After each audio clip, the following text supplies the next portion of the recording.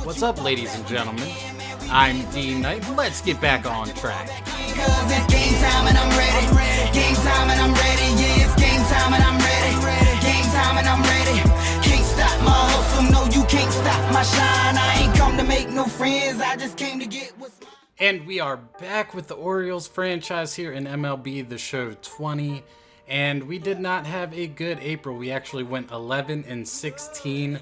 So this team is a little bit struggling, but it's what we have to do. We have to be able to build, and hopefully that magical season last season wasn't just an aberration. But we did make a few changes to our roster. So we definitely had to address the pitching situation because it has not been very good this year already. Means has kept his spot for now, but I'm keeping a close eye on him. But we did bring up Gabriel Ynoa. We sent Kyle Gibson down to AAA, see if he can't get his mechanics right. And we also brought up Dylan Bundy as well to give him an opportunity to show that he's not as bad as, well, his statistics say. But we did have to send down Aaron Brooks, who started turning it around, but we put him down in AAA. Hopefully he can do that. And then we also sent down Edibre Ramos and brought up Tanner Scott. We needed another lefty bullpen arm anyway. Kind of excited to see what he does. As for the lineup, we didn't really make a change other than we're going to be starting Cedric Mullins against right-handed pitching. He is hitting .294 on the year, and that means we're going to move Mookie Betts over to right, Dwight Smith over to left, and Renato at third base. The guy that ended up getting booted from the right-handed lineup was Hanser Alberto, who is struggling mightily right now to begin the season, but he's still in there against lefties because he has great attributes against lefties. So we'll have to see how both of those guys end up working out. So with that being all said and done, it is time to get into May, and hopefully we can turn around this start a little bit. We are 7.5 games behind the Yankees already, and in the wild card, we are 5 games out of the last place, which is the Astros, and they're 20-15. So this looks like a very difficult time for the Orioles, but we have to trudge through, and hopefully we can turn things around. And I mean, for May, it doesn't look all that much better. These teams are all around 500. Boston's struggling. Seattle's pretty good. Toronto's struggling. The Reds are pretty good. So this is pretty a make or break month for us. We need to be able to turn it around right before the All-Star game anyway. So it needs to be that time. So the series that I am going to be showcasing this episode is actually against the really good Seattle Mariners, who are 21-12 at the current time. We have a 3-game set in Seattle. Not sure who we're going to show, but it's going to be one of those 3 games. So let's end up getting through this first game against New York. We are putting Ynoa on the mound versus Jordan Montgomery. See if we can get a win. Oh, let me fix that real quick. And we end up losing 13-2. Gabriel Ynoa, 0-1, infinite ERA. What has happened to the pitching? That is horrendous. I'm actually really scared to even see what is going on there. But we are back at it for game 3. It's going to be Bundy versus Herman, trying to keep away from a sweep here against the Yankees. And we end up losing 8-7 as Bundy got destroyed as well. I don't really know what's going on. Our pitching has been horrid. And back home we go to face the 21-13 Reds. We have Hunter Green going against Mike Minor. Mike Minor has been one of our bright spots, but we end up losing 9-5 as Minor gets the loss. Whoa, our pitching is historically bad currently. And now to game 2 to try to look for a split. We have Means going against Luis Castillo, and we end up losing 6-2 as Means ends up getting yet another loss. Now we get a day off because we definitely need it, but we are going to be going to play the Toronto Blue Jays, as we have been on a horrid streak of losses here. But they actually have a worse record than we do. We have Tehran versus Reed Foley, and we end up losing 2-1, so now our offense is starting to kind of kaput out. This has just been a terrible season so far. And to game 2, Ynoa versus Pannone. Maybe Ynoa can get it out this time. We end up losing 3-2. He actually didn't pitch too bad. He brought his ERA down from infinite, so that's a plus sign, I guess, but we still end up losing. Now we head to game 3, looking to try to stop this skid. We got Bundy on the mound versus Trent Thornton. Let's not get swept by the Blue Jays. Hey, we end up winning 4-0. Dylan Bundy pitched pretty well. Hey, maybe we're starting to turn things around. And now we head to Boston for a 4-game set. We got Minor on the mound versus Rick Porcello to start off. And we end up winning 14-4. Look out. Our pitching doing decent. Our hitting finally showing up. And now to game 2 against Erasmo Ramirez. We're putting Means on the mound again. And we end up winning 7-2. But we do have a trade offer here from the Twinkies. They want to give us Jacob Pearson. Let's take a look. I mean, I'm pretty great on right fielders. He looks pretty good, but I mean, my right field situation is beast. And means we'll end up getting his first win. And now we go into game 3. Tehran versus Price. Looking for a series win here. We end up losing 6-5 as Ty Block ends up getting the loss. Gaviglio ends up getting the win. And now to game 4. Hopefully we are still able to get this series win, but we have Yanoa going against Chris Sale, and it's on MLB Network at 1:30. Did you guys watch it? Maybe, maybe not, but Yanoa, we need you to turn things around. This would be the perfect time to, and we end up winning 6-3. Hunter Harvey actually ends up getting the win. Ken Giles got the loss. And now we are heading into the series with Seattle, and I think we're actually going to watch this first game here. It's Dylan Bundy versus Rick Jones. Bundy looked good his last outing. I don't really even know about this Rick Jones guy, but I think that's going to be the showcase game because I want to watch Bundy, and then we really have Minor and Means, which we've already watched this year. And it looks like we have our black unis on, so a little alternate action here in Seattle. That's going to be pretty exciting, but where do we stand? We still stand in 3rd place in the AL East, 11 games behind the Yankees, who have slowed up just a little bit, but our 18-26 record is not going to get it done. But let's do a little update on the minor leagues as well. The Tides are 18-16, so they're still right there with Durham, and then AA. The Baysox have actually dropped to 2nd place and not playing very good ball at all. So they're going to have to turn it around a little bit. But, I mean, this is what it is. This is baseball. Sometimes you win, sometimes you don't. But let's get into the action of this game in Safeco Field against the Seattle Mariners.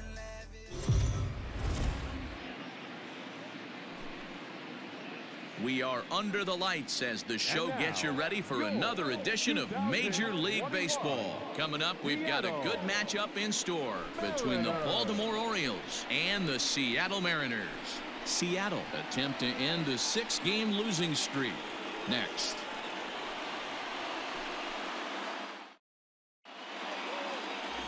Rick Jones gets the ball for Seattle in this one. What's your take on him, Dan? Hey, this guy's had a real solid season up to this point. ERA under 3.5, which is saying something in these high-scoring games we see now in the game of baseball. This guy knows how to pitch.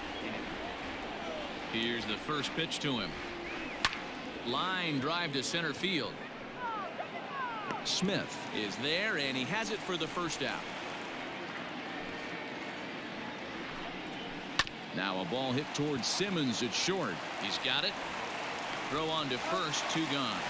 Ball and strike umpire. Yeah, James Kingsley will never show you up, and he's always approachable. All right, back to him on the mound. And he'll flip it onto first, and with it, that ends the inning. 1, 2, 3 go the Orioles. Now it'll be the M's turn. No score. Dylan Bundy, a right-hander from the Sooner State, gets the starting assignment here.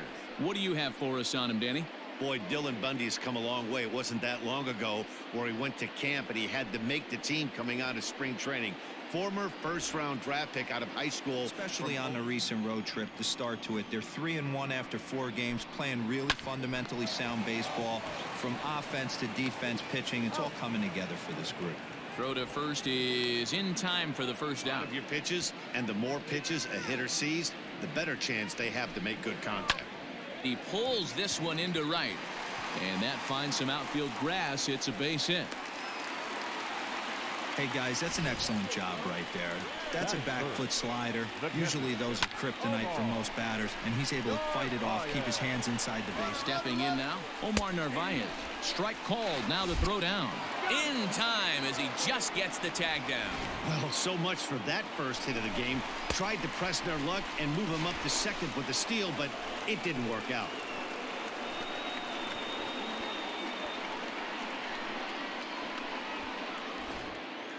The windup and the 0-1. Lifted in the air to straightaway center. Long run for the center fielder. He tracks it down, and that will end the inning. An inning in the books tonight, still scoreless here on the show.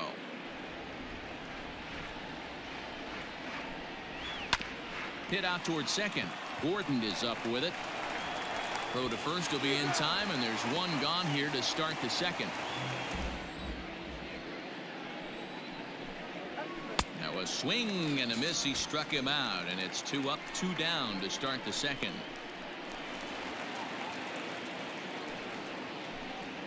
Swing and a miss, and that ends the inning. 3 up, 3 down for the Orioles. We'll go to the bottom of the second. No score. First delivery to him on the way. Liner toward right center. Mullins is there, and he has it for the first out.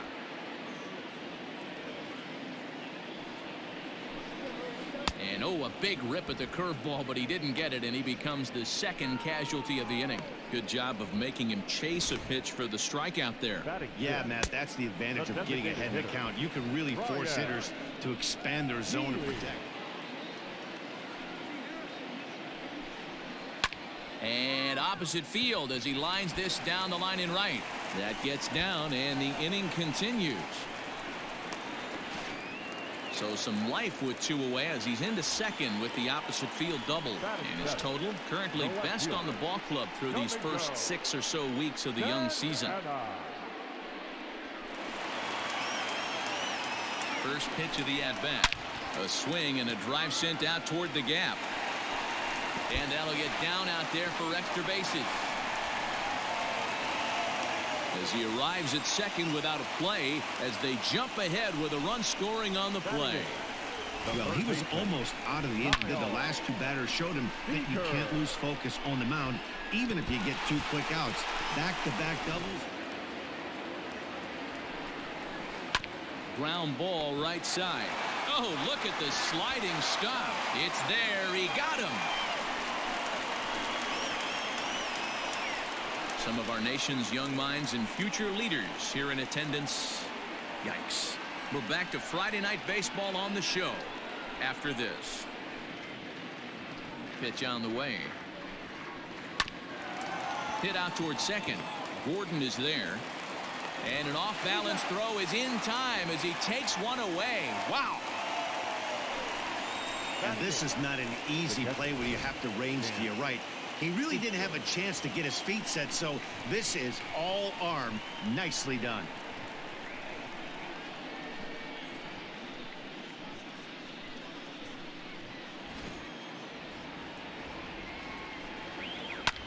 This is hit high in the air out toward left center. Left fielder is on the move. He's got it. A nice play there. 2 away. Infield shifted well to the right. Here's the first pitch. Here's a fly ball well hit. Looking up is Henniger. And that one is gone.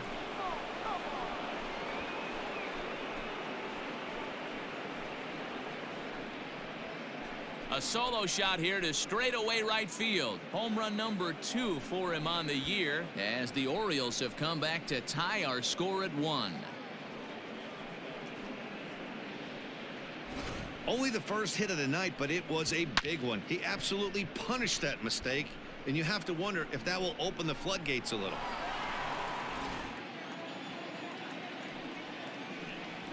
Fly ball out toward left center field. Santana will get there, and he puts it away to retire the side. Orioles. Welcome back as Seattle prepares for their third turn through the order, and fans of the Mariners have really been treated to a lot of production from this lineup so far. They come into this game near the top of the league in both batting average and on-base percentage. And talking to a few of the players earlier, they emphasized the importance of having quality at-bats every time one of them goes to the plate. One player told me, "We have a lot of professional hitters on this team, and we hold each other up to a certain..." Bouncer up the middle, fielded by Moustakas. And there's one down now. And with that, we'll give you a quick look at our current standings in the AL East.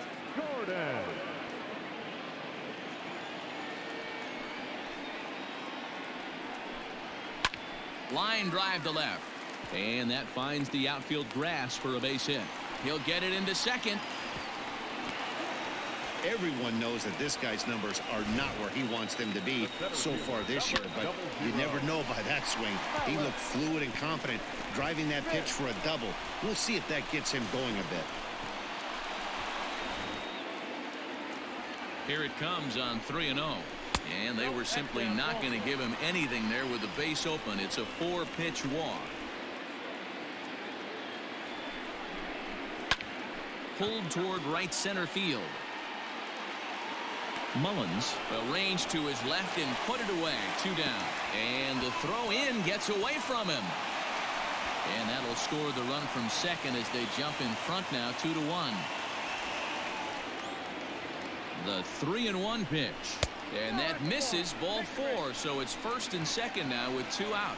Yeah, the pitching coach would hate to go to the bullpen this early in the game, but sometimes you have no choice. On the flip side, he might just get in his face a little bit out there, try to challenge him, wake him up from his funk. Either way, we'll see how it works.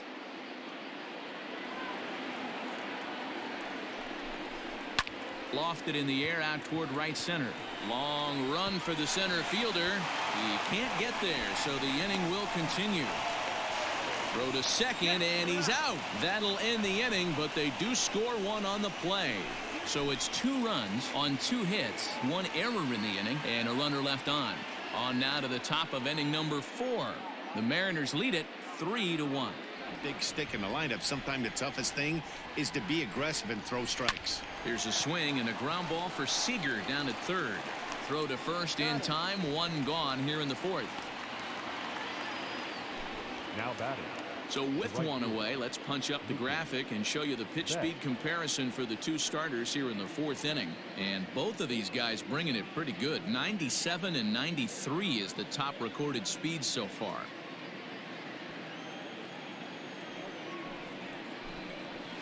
A swing and a ground ball to third. And that's the 2nd out. Into the windup. Here comes the 0-1. Weak grounder down the line at third. And a bit of a high throw that time, but no problem over there at first as they record the out. 1, 2, 3 go the Orioles. And it remains a 3-1 ball game.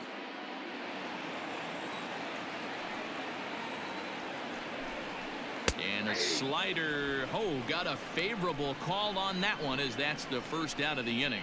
Well, that call looked like it was a little in the pitcher's favor, but it wasn't outrageous. Hey, listen, calling balls and strikes is a really tough job, and even the best are going to miss some from time to time, especially when they're sort of effective location, as long as he keeps it above the letters. Line drive to center field. Mullins is there. 2 gone. Boy, sometimes they say you hit it hard and good things will happen. Well, that's not the case right there. That was a bullet that just stayed up and is caught in the outfield.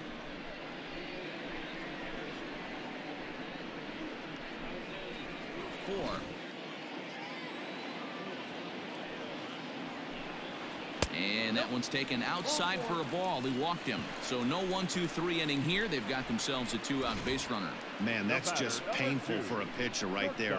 A 3-2 offering that was right on the corner, but he couldn't get him to chase and Hopped up. Nunez is under it near the mound, and that ends the inning. 1 left for Seattle, but they hang on to a 3-1 lead.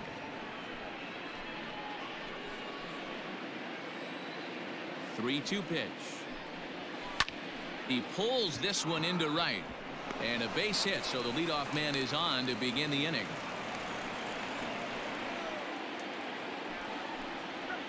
Lofted in the air out toward right center. Smith's on the move. He gets there and makes the play for the first out. The 1-2. And a swing and a miss as they got him with the slider there, 2 away. Really good late bite on that slider right there. The best ones have that late action that just darts at the last minute.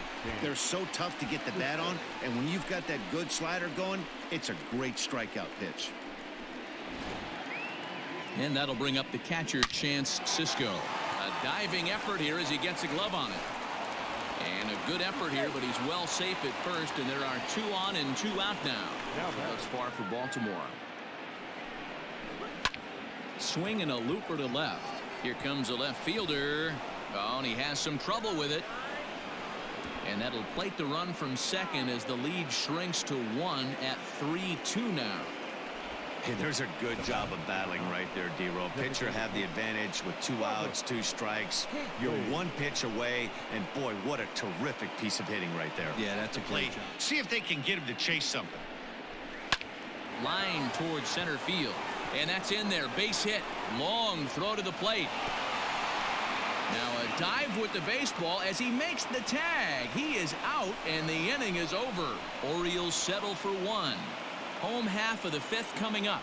It's the Mariners 3 and the Orioles 2. The 1-0 delivery. Line toward right center. And this is going to find the alley as he might have himself his 2nd double of the ball game. And he'll pull into second here with nobody out. You could tell he was thinking fastball all the way here, and that's exactly what he got. He was able to get the bat hit out front and pull it into the gap in the right center. Now they're set up pretty nicely for a good inning. The 2-2. Popped him up. Sisco is under it.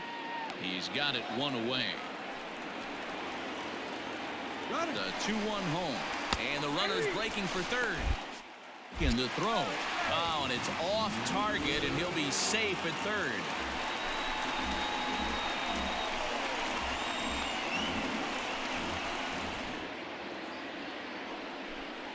He got him, and it'll probably take a base hit now to get that runner across from third. That strikeout changes the whole complexion of the inning. He was definitely pitching for it with a runner on third and 1 out, and he got it. Now it's going to take a hit or something like a wild pitch. A swing and a high drive to right center field. A ball that's carrying. And he makes a nice catch on the track as that ends the inning. Mariners leave 1. They're up 3-2. Count now a ball and a strike. Now the 1-1 pitch. Hit out towards second. Gordon is up with it. Throw to first gets him, so the leadoff man's retired here to begin the 6th.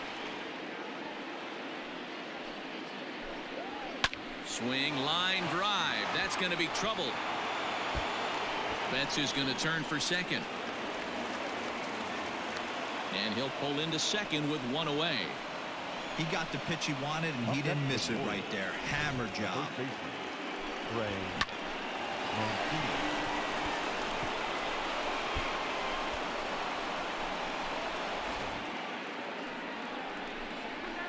Fly ball out to straightaway left.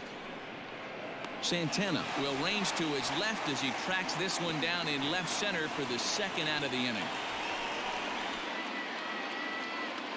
He's set. The 3-2. Oh, it takes a nasty hop, and he's unable to haul it in. And they're going to hold that runner at third base, as even with 2 away, they didn't like their chances there. Hey, guys, he's not known for being a singles hitter right here, but that's his 2nd knock of the game. The set and the 1-1. Sent on the ground out to second. Gordon able to get there. Throw on to first is going to be in time, and the Oriole threat goes by the wayside as the inning is over. Orioles strand a couple. Still a 3-2 ball game. Ty Blach enters to do the pitching in the bottom of the 6th. Number 53. Time. Ready to deliver. Here's the first pitch. This one's down to third. Fielded cleanly. And that's out number one. 0-2 count, and the pitch. Line towards center field. And that falls in for a solid base hit, his second of the night. Another multi-hit game for him here tonight. No surprise there as we take a look at the league leaders in hitting. And as you see, he's right up there among league leaders in that department. You have to really be disciplined at the plate and make sure that you get a pitch that's above the knees that you can get in the air. Swinging a ball hit on the ground. And he won't even think about second as he'll flip on to first for the sure out. Grounded softly down the line toward first. Throw in time, and the side is retired. So no runs on a hit here, no errors, one man left on. 7th inning coming up. It's the Mariners 3 and the Orioles 2. Gerson Bautista is on to pitch from the bullpen now to start inning number 7. Number 46, Gerson Bautista.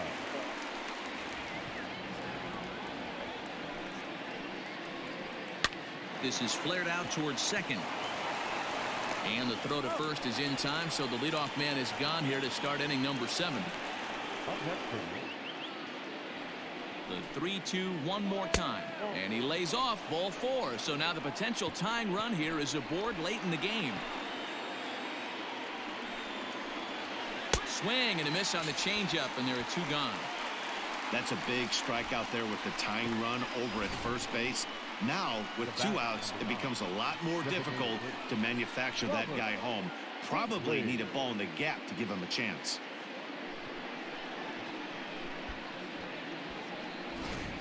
Dan Altavilla will come on in relief here and appear in game number 25 on the year so far. Dan Altavilla.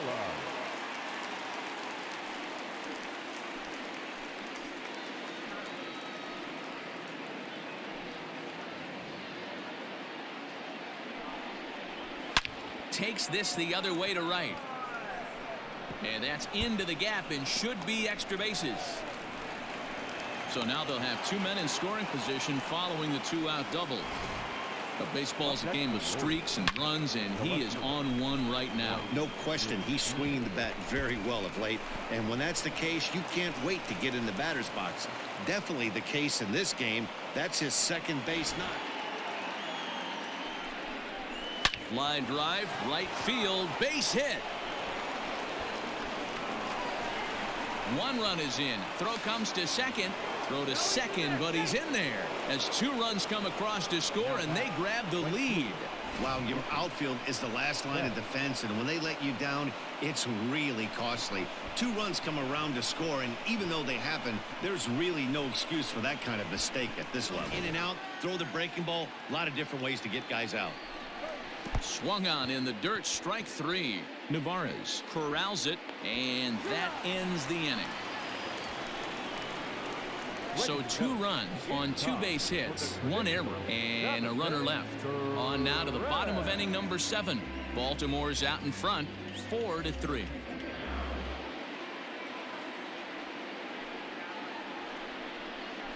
To third, scooped up. And that's the first out. He did a great job to go down and get that one his last at bat. But I got to think they're going to pitch him up, maybe elevate something in the zone. Interested to see how he approaches this next AB. And this will get all the way to the wall now.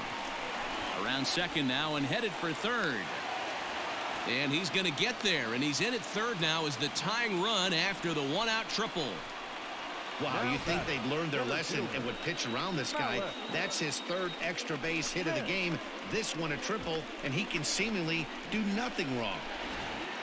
The 0-1 pitch. Now the runner's on his way home. And a late squeeze attempt, and it looks like it's going to work. In to score is the runner from third. It's a 4-4 game. Boy, D-Road, talk about drawing up the squeeze play to perfection. It can't be done any better than what we just saw. Yeah, right there. You're on an island as a third baseman, first baseman, even the pitcher. When it's executed to perfection, you either put it in your pocket or get the out at first.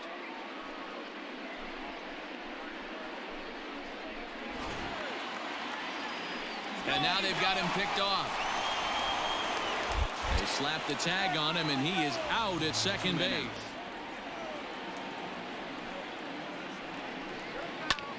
Pulled toward right center field. On the move is Betts. He's there to track it down, and that'll end the inning. Emms pick up a run on 2 hits. We'll look ahead to inning number 8 now, and we are tied 4-4. Sam Tuivalala has been summoned from the bullpen as he'll do so to start the 8th. Number 26. Tuivalala. First offering on its way. Smoke toward the hole. And this is going to find its way into right for a base hit. And the leadoff man's on to start the 8th.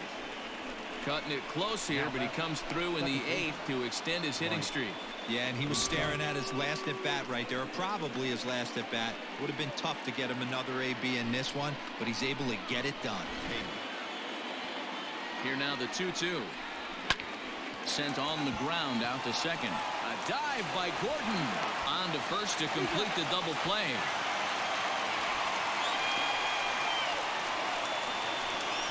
Boy, that's about as easy as it comes. A chopper, 2-hopper turns into a tailor-made 4-6-3 double play.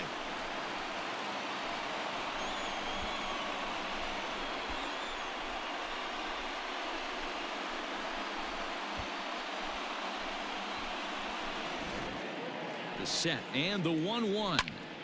Popped him up. Navarez is camped under this one. And he will make the catch, so that'll do it. Orioles held in check there. Still all square at 4 apiece. Ready to deliver. Here's the first pitch. On the ground and right at the shifted infielders. Moustakas has it on to first, and a sigh of relief in that visitor's dugout as that's a big man to retire to start out the home 8th. Tie ball game, 4-4 the score as we give you a look there at the starter comparison to see how the numbers match up for the 2 starting pitchers.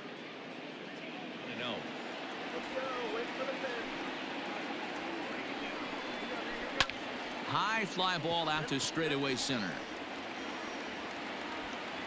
Mullins is there now, and he has it. 2 gone. First pitch coming. Here it is. Seared down the first baseline, and that's in there for a base hit. His 3rd hit of the game. Hey, this guy's obviously seeing the ball right now. That's another hard hit single. 3 for 4 right there. He's looking super solid at the plate.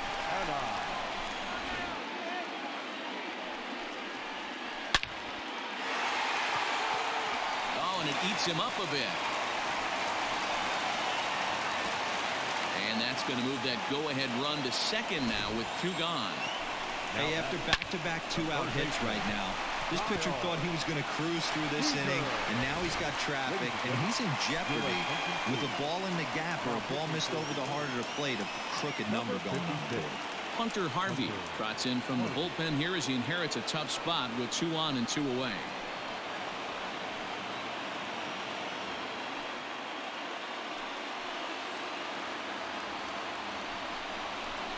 Waved at and missed for the 3rd out. Not much of a chance at hitting that one, and the inning is over. Oriole bullpen does the job. We played 8 full, and we are tied 4-4.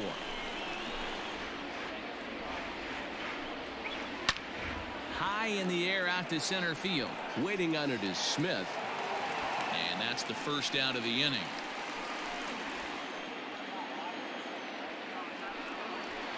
Hit well towards the hole. Gordon is there.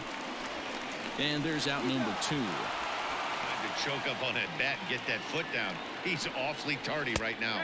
And he lays off. Ball 4. Now the potential go-ahead run is on base here. Here's the payoff pitch.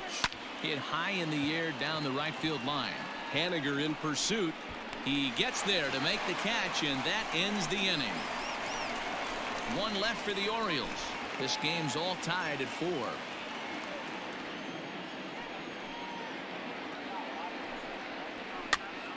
Popped up. Mancini has room in foul territory. Oh, and a great diving catch for the first down. For the follow-up act here. First pitch of the at-bat. Now a swing, and he gets him to pop it up. Bet's coming on.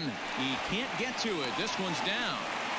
Hey, nice piece of hitting right there to put the winning run on base. I know there's one out in the inning. They got one more to play with that they could potentially be productive with, but this guy's looking to end this right now. At the plate, Malik Smith. Runners on the move for second. Pitch is high. The throw is well behind. Swing and a miss, and they'll dodge a major bullet that time. 2 away. And now the runner's trying for third. That's a strike to throw down. Short hop, but he's out. Great play to pick the throw and slap the tag on him to end the inning. So they can't get that winning run home, and that means we'll have to go a little longer tonight to find a winner. 9 can't decide a winner. We'll move ahead to the 10th, and we are tied 4-4. Brandon Brennan takes the mound as he'll be the first man to pitch here in extra innings. 65. Brandon Brennan.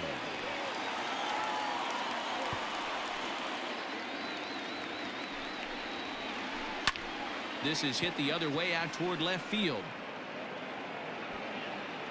Santana is there, and he'll bring this one in. Line to the right side. And that's into the outfield for a 1-out hit. And this will bang up against the wall. And he is into second base with 1 away as the go-ahead run. Well, he was definitely struggling coming into this one, but I think we could say that cold streak is officially over. That's his second hit of the game, and it goes for extra bases. We'll see now if this game proves to be a huge turning point for him. The 1-0. On the ground toward the hole, and it's through. A base hit. Onto the shortstop, but thrown away. And he is in to score from second as the throwing mistake defensively came back to factor into that one. Dan, you'll take RBIs any way you can get them, but when they give your team the lead in the late innings, man, that feels good. Oh, it especially does, especially when you start to score runs late in the game off of quality pitching. When runs are at a premium, that's one makes you feel really good. On the ground to short. Could this be 2? To Gordon for 1. Relay to first in time, and just like that, this side is retired. It's a run on 2 hits here for Baltimore. So now we'll see if these guys can get even in the bottom of inning number 10. It's the Orioles 5 and the M's 4. Michael Givens enters the game here an inning later than usual as he'll try to close this one out in the 10th.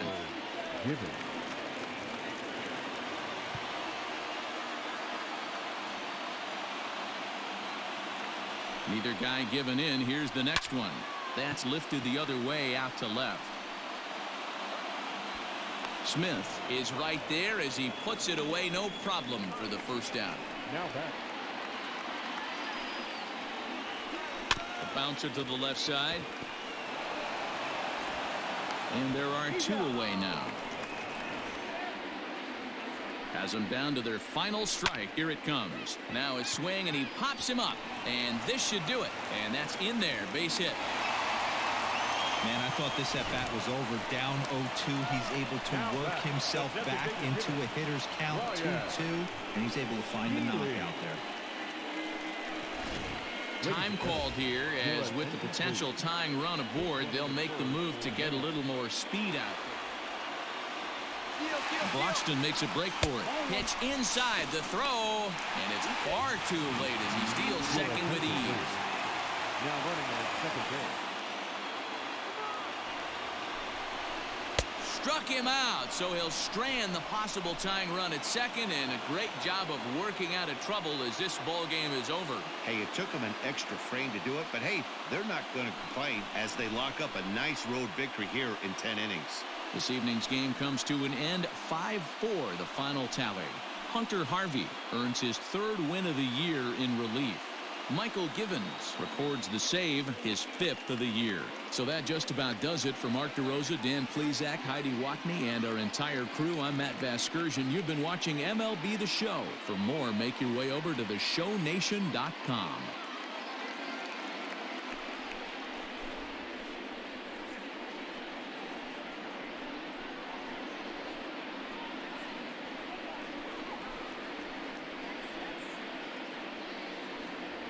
And we end up beating the AL West leaders, the Mariners, 5-4. We ended up getting 12 hits to their 13. Bundy pitched a pretty strong 5 innings, gave up 3 earned runs. So that wasn't terrible. On the other side, Rick Jones pitched 6 great innings. But we were really able to get to the bullpen, and that's what really won us the game. It does say player of the game was Michael Givens. Scratch that. It was Cedric Mullins by far. 2 for 3, home run, 2 RBIs. He did greatness. I'm actually very surprised at him. Maybe I got just a little bit of confidence that he can actually do it at this level. Betts was 2 for 5, 2 doubles, a run scored. Robert Hinckley, 2 for 5, double, run scored. Trey Mancini, though, 2 for 5 with the game-winning RBI. Great for him. He hasn't really turned the corner, but he's still hitting high 200s. Maybe he'll start hitting the 300s. But on Seattle's side, Ryan Healy was 3 for 5, double run, but we minimized his damage. D. Gordon, though, 4 for 5, triple, 2 doubles, 2 run scores. Anything that he hit pretty much got down and for extra bases. So he's maybe scary, and he was actually the worst hitter on their team, average-wise at least. Hunter Harvey pitched pretty well in the middle innings. He ended up getting the win. Michael Givens came in and actually shut down in the 10th inning for his 5th save. He hasn't blown a save yet this month, so keep that in mind. Maybe he's starting to turn it over. Getting a win against a really good team feels really good. Maybe we are not that far away from actually being a good team, but we still have a ways to go. So let's continue to get through May. And to game 2 of the series, we got Mike Minor versus Yusei Kikuchi, who is 4-1 with a 2.9. He's doing just as good as Minor. This could be getting nuts. And Walker Jean has fractured his arm. He is going to be out for about 1 to 2 months. So let me take care of that for AAA. But we did end up losing to Seattle in game 2. We lost 4-2. Tanner Scott ended up getting his first loss of the year. Tyler Duffy with the win. Let's head over to the rubber game. We got John Means going against Justice Sheffield. Means we need you to turn it around, man. And it looks like we won 5-3. But Caden Grenier has sustained an injury, but it's only a few days, so we're going to keep him active. We just called him up from AAA for Walker Jean, so that is great. We did end up winning 5-3, though. Blyer with the win. Ooh, that ERA is so nice. Tyler Duffy ended up getting a loss, so a win and then a loss. Okay. Now we head to Chicago for a 3-game set. They are 29-19, so really good Chicago Cubs team. And we've at least battled back to 20-27. We're having a little bit of a better week, I guess. We've only lost twice in the last, 8 games. So not terrible, but we do have Tehran on the mound going against Alzolay. Let's get a win. We end up losing 7-6. Tommy Hunter gets his first loss. Hector Rendon with the win. And to game 2, we have Yanoa, who doesn't have the best ERA, going against John Lester. We end up winning 3-1, and DJ Stewart is no longer injured, so we will fix that. So Yanoa ends up getting his win, or his first win of the year. 5.59 ERA isn't terrible compared to the other 2 guys we had. Lester ended up with the loss. And to the rubber game.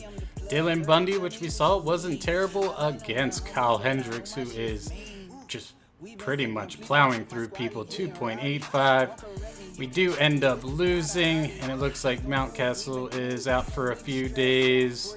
Caden Grenier is no longer injured. And the Cubs have a trade offer. Okay, so you beat us up, and then you want to offer us a trade. Tony Kemp for David Hess. Really? Ooh, might have ourselves a deal. And we're not really losing any sort of... Huh. Let's see, I already have a center fielder. He's 29.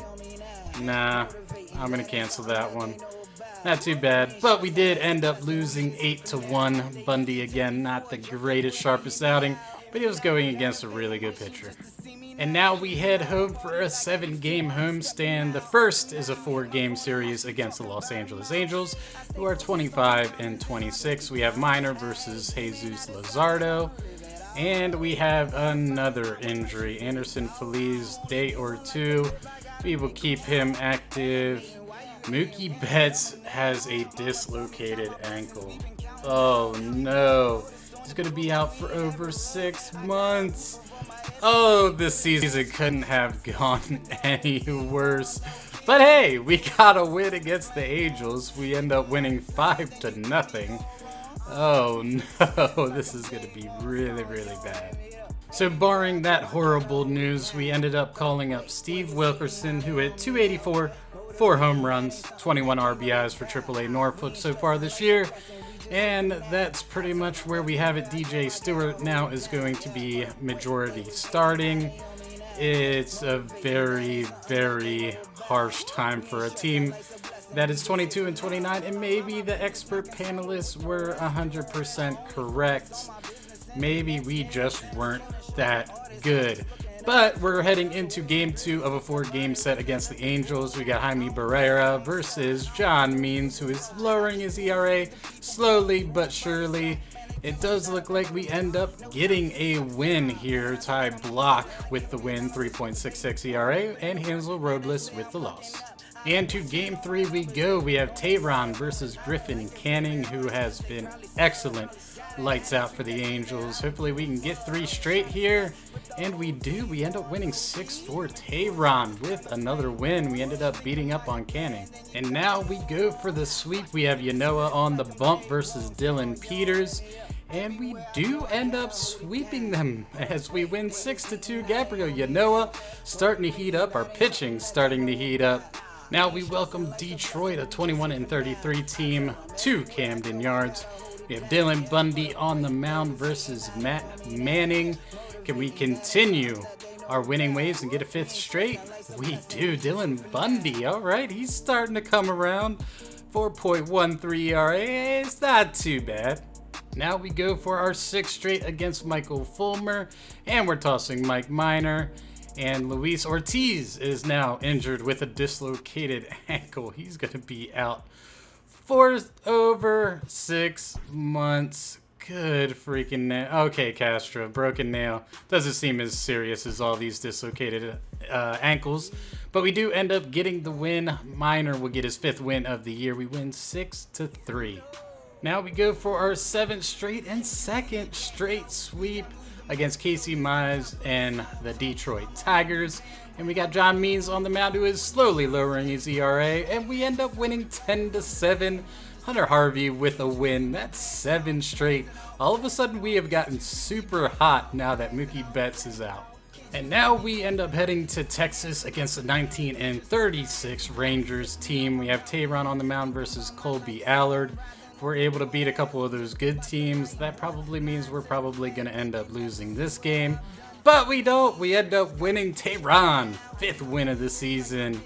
Nice, 8-2, and all of a sudden we have won 8 straight games. Now we go for our 9th win as we are at 500. All of a sudden we have Gabriel Yanoa versus Hans Cruz. Maybe everybody's stepping up since Mookie decided to go out with an injury. And it did look like we ended up winning. Miguel Castro is no longer injured. I get it. We did. We won 3-2. Yanoa gets his 3rd win of the year. And all of a sudden our pitching is coming to play. And now we flip the card to May 30th here. We're going for a sweep of the Texas Rangers. We got Dylan Bundy on the mound. And all of a sudden the super hot Orioles heading into June. But we do end up losing 3-2, so not a terrible game from Bundy. But our win streak did have to come to an end at some point. And now we head to Los Angeles to face the 27-34 Angels once more. We are at 500. We have Mike Minor on the mound going against Jesus Luzardo. We end up winning 4-1 as Mike Minor has turned out to be a superb ace. What a great free agent signing that was. But we have finally come to the end of May. We finished up strong, and now maybe we're a little bit of a contender. Who knows? We're at least above 500. We are in second place in the AL East, 9 games behind the Yankees, but 9-1 in our last 10. That is what's important. And now we have shaved down our wild card to 2.5 behind the Seattle Mariners. So we are starting to actually look like a team. But let's take a look at the stats after this month and see if anybody has really come to play. I mean, obviously our pitching has finally turned it around. As for the lineup, here we go. Robert Hinckley trying to get Rookie of the Year, hitting .290, 8 home runs, 23 RBIs in the leadoff spot. Dwight Smith, .256, 6 dingers, 26 RBIs. He's hot, but that .250 average isn't sitting too great for me. Trey Mancini, .278, 9 home runs, 45 RBIs. Still hasn't really had the numbers that he had last year, but he's striving. Moose hitting 318 home runs, 53 RBIs. He was actually somebody I was thinking about putting on the trade block since our team was playing so badly. Reyno, .245, 7 home runs, 24 RBIs. Nothing too exciting there. Arcia, .236, 2 home runs, 12 RBIs. Again, nothing crazy.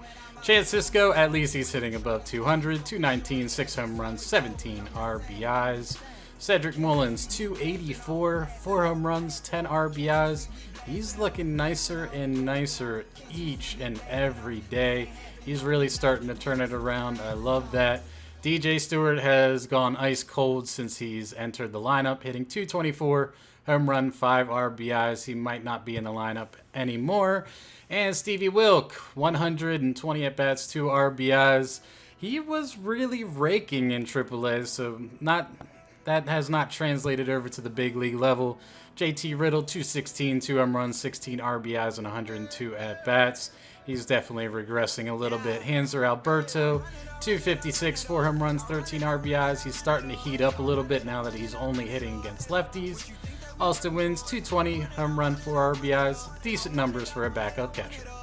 And as for the pitchers who have finally decided to show up after a couple of months of just being pathetic, Mike Minor, 6-1, 2.16 ERA, 1.08 WHIP.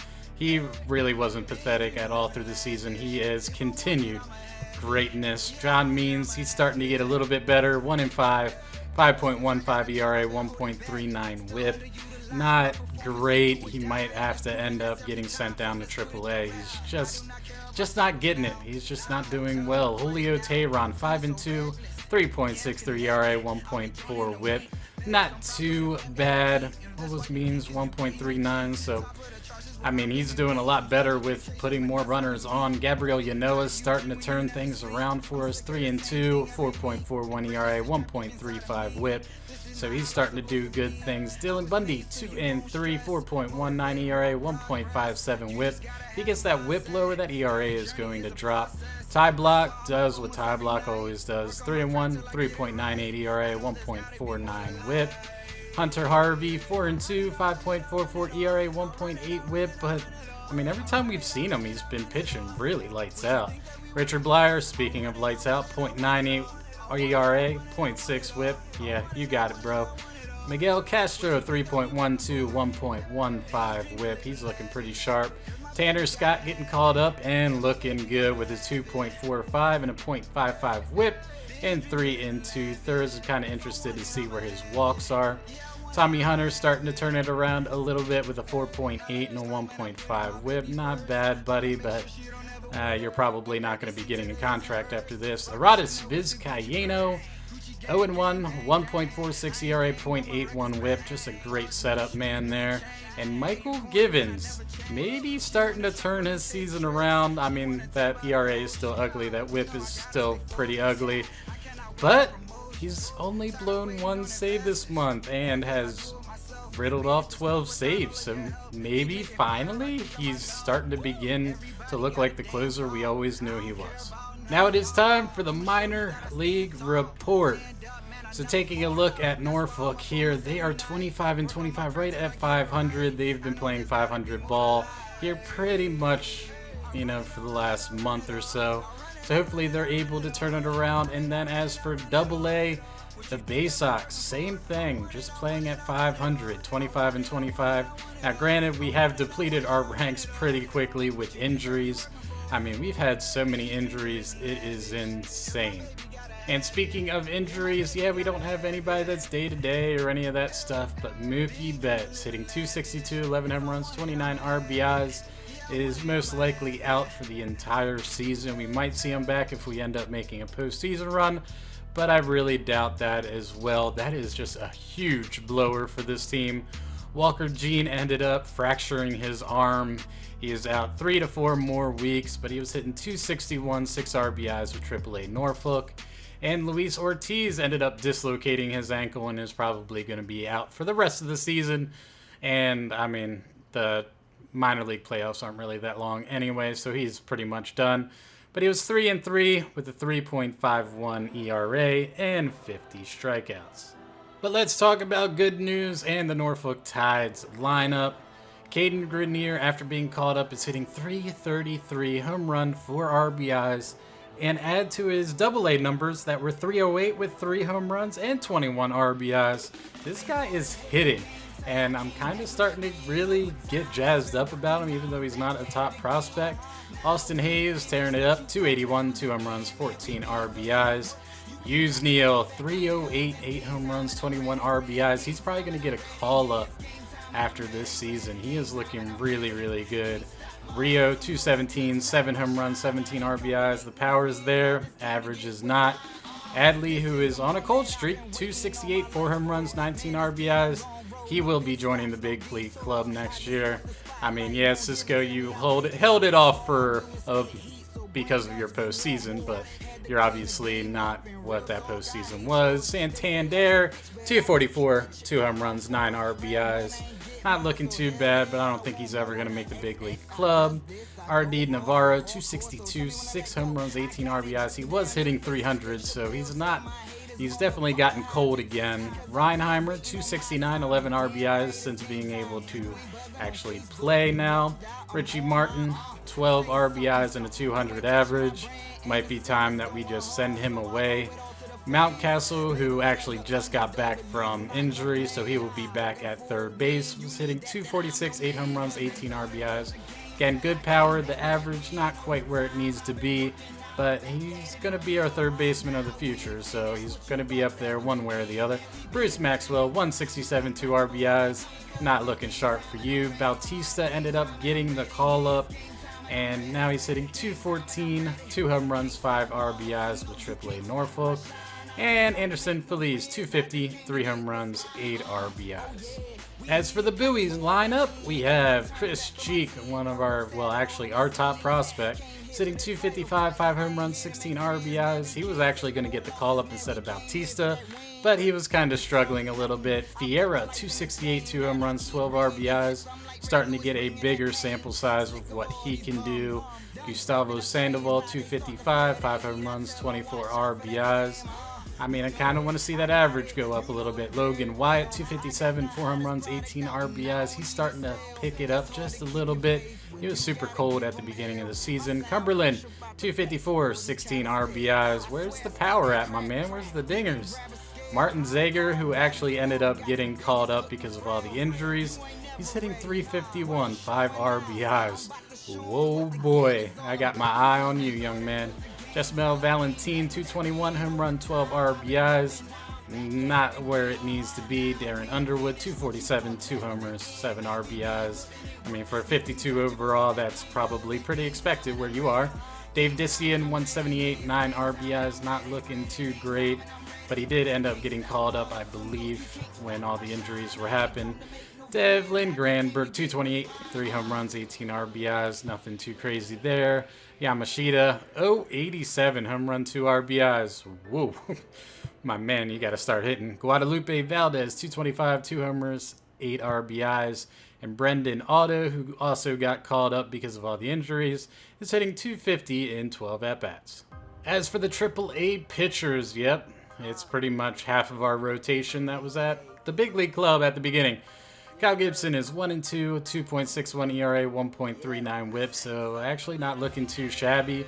Kind of keeping my eye on him and on this guy too, Aaron Brooks, who is 3-1, 2.4 ERA, 1.2 WHIP. So they're starting to make a case to possibly get back to the big league club. David Hess, 3-3, 3.47 ERA, 1.2 WHIP. Not looking too shabby. Grayson Rodriguez, our top pitching prospect, 2-1, 3.8 ERA, 1.26 WHIP. He might end up getting a call-up next year, depending on our pitching situation. Raul Alcantara, 3-4, 3.95 ERA, 1.68 WHIP. Definitely had a rough month there. Blaine Knight, 3.27 and a 1.18 WHIP. Not too shabby. Chandler Shepard, 3.5, 1.35 WHIP. Okay, 1-5 record though. Good lord, buddy. Evan Phillips still dominating down here, 2.75 and a 1.3 WHIP. Looking good. Brandon Klein, ooh, his ERA just did not drop, but he's not getting any innings though at all. Not exactly sure why, but a 13.5 ERA, 2.3 WHIP. We might have to end up sending him down to AA. Sean Gilmartin starting to slip, 5.5 ERA, 1.46 WHIP in 13 innings.